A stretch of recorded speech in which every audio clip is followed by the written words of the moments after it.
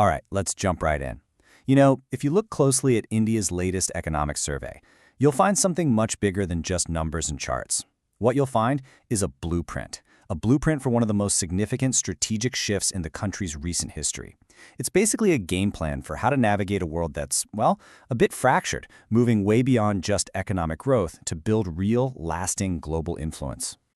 And this quote right here, it just hits the nail on the head. It perfectly frames the problem. I mean, for decades, the formula was pretty simple, right? Grow your economy, and your global standing just rises along with it. But as the survey points out, that deal is off the table now. Having a stellar domestic performance is no longer a guaranteed ticket to the top. So what on earth changed? So what changed? Well, in a word, everything. The world has fundamentally transformed. The old rules of this open, seamless globalization we got used to, they're being rewritten right before our very eyes. And that brings us to our first key point. We have entered a brand new era. The survey calls it geostrategic globalization. And what does that mean? Well, to put it simply, the very economic links that were supposed to bring us all closer together, they're now being weaponized. Things like supply chains, technology, finance, they've become the new battlegrounds in a world of growing strategic competition. This is the dangerous new reality we're in, and it demands a completely new playbook. So how do you even begin to respond to a world like this? Well, India's economic survey doesn't just point out the problem. It actually lays out a solution. And it's a clear, deliberate, three-phase journey. This is its grand strategy to not just survive this new world, but to actually thrive in it. So let's break down that path.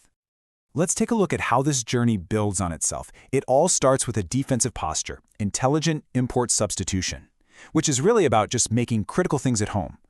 Then from there, it moves to building strategic resilience. You know, the ability to take a punch, to withstand global shocks.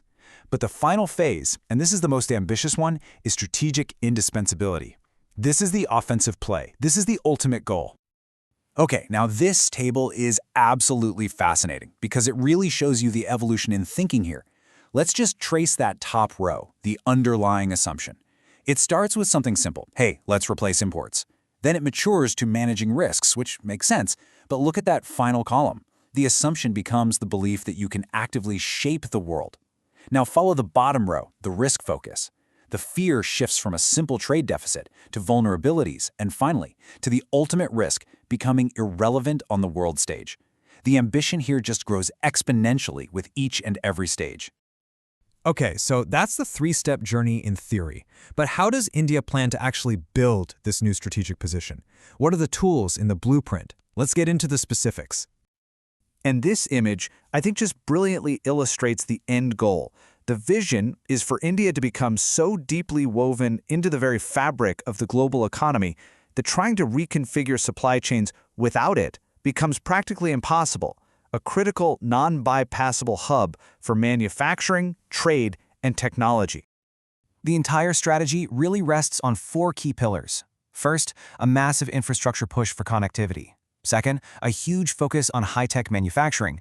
Third is a strong fiscal anchor to keep things stable. And the fourth, and this one might be the most crucial, is achieving technological sovereignty, especially in areas like AI, to avoid becoming what the survey calls a client state. And that infrastructure push? It has some seriously powerful economic logic behind it. It's not just about roads and ports. The survey highlights this huge multiplier effect. For every single rupee the government invests in public infrastructure, it's estimated to boost the overall GDP by 2.5 to 3.5 times. So this isn't just spending, it's an investment that's designed to power the entire economy. The manufacturing goal is just as ambitious. The target here is for the manufacturing sector to make up a full 25% of GDP by 2035. And again, this isn't just about creating jobs. It's viewed as a core strategic asset for building national capability and becoming a reliable global export. But let's be real. A plan this big can't be executed by the government alone. And the survey is crystal clear on this point. This has to be a national mission. It requires a fundamental shift in the roles of everyone, from the private sector all the way down to individual citizens. So on one side, you have the private sector being asked to think beyond short-term profits and protectionism. They're being called on to invest in deep R&D and to act as trustees of national resilience. Then on the other side, you have this really fascinating concept of gross domestic behavior. The argument is that for the state to focus on these huge strategic tasks, citizens need to internalize rules and civic duties, basically reducing the day-to-day enforcement burden.